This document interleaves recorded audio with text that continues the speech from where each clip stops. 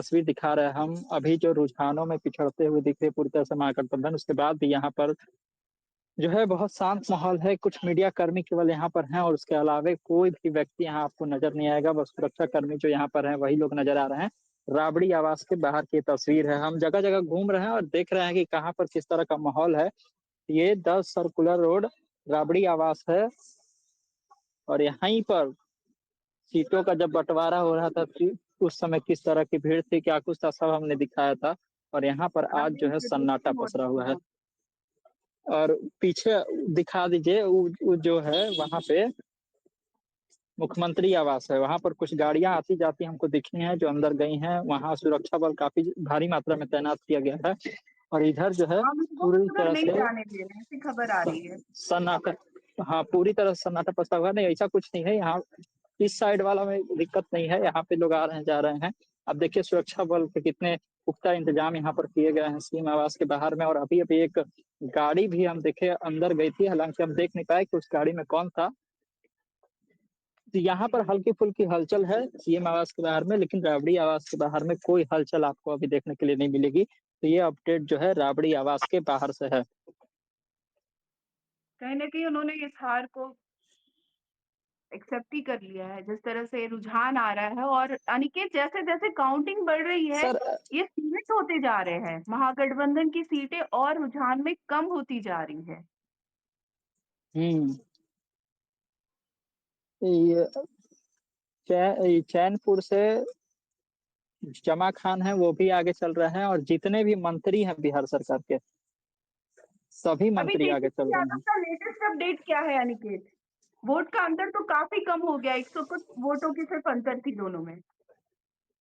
तेजस्वी यादव का latest update अभी हम नहीं देखे हैं, अगर कोई जो एसीआई की वेबसाइट पर है, वो अगर बैठे हुए हैं, तो उसको दिखाइए।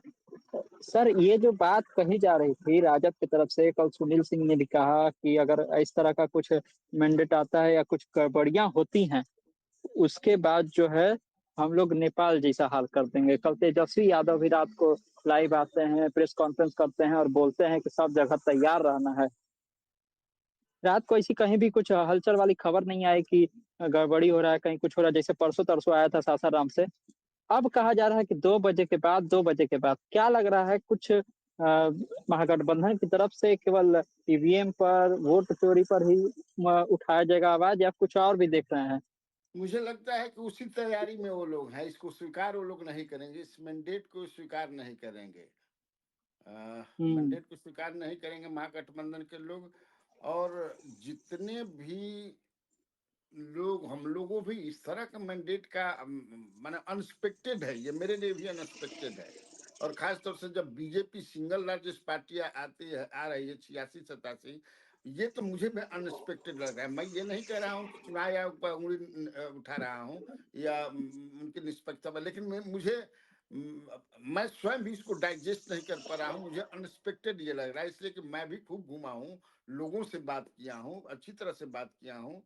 मुझे ऐसा पता नहीं कि किससे हो गया, इसका मतलब कि हम लोग समझ नहीं पाए, पकड़ नहीं पाए। जो साथ में लोग घूम रहे थे अपने संस्थान के डर से, देखिए भले वो अभी हाँ। अभी अभी भी सर अभी भी तेजस्वी 106 वोट से पीछे चल रहा है 5वें राउंड के बाद।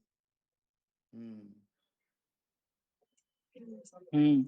और एक चीज़ इसमें ये भी बता देना चाहते हैं, जब हम अभी शाहाबाद के कुछ क्षेत्रों का देख रहे थे, रोहतास के आस-पास के क्षेत्रों का देख रहे थे, रामगढ़ की सीट पर जो बसपा के प्रत्याशी हैं, वो अच्छा कर रहे हैं, वो बढ़त बनाए हुए हैं, रामगढ़ की सीट पर, बसपा के कैंडिडेट। और आपको करहगढ़ की सीट पर भी जो है बसपा के कैंडिडेट लड़ाई में आगे दिख रहे हैं, तीसरे पर दिख रहे हैं, चौथे नंबर पर रितेश पांडे वहाँ पर खिसकते हुए दिख रहे हैं। वहाँ तो आगे कौन बसपा है का भी कारागाह में? उधर इफ़ेक्ट कारागाह में आगे कौन है? करहगढ़ करहगढ़ में हम जब देखे थे उस समय तो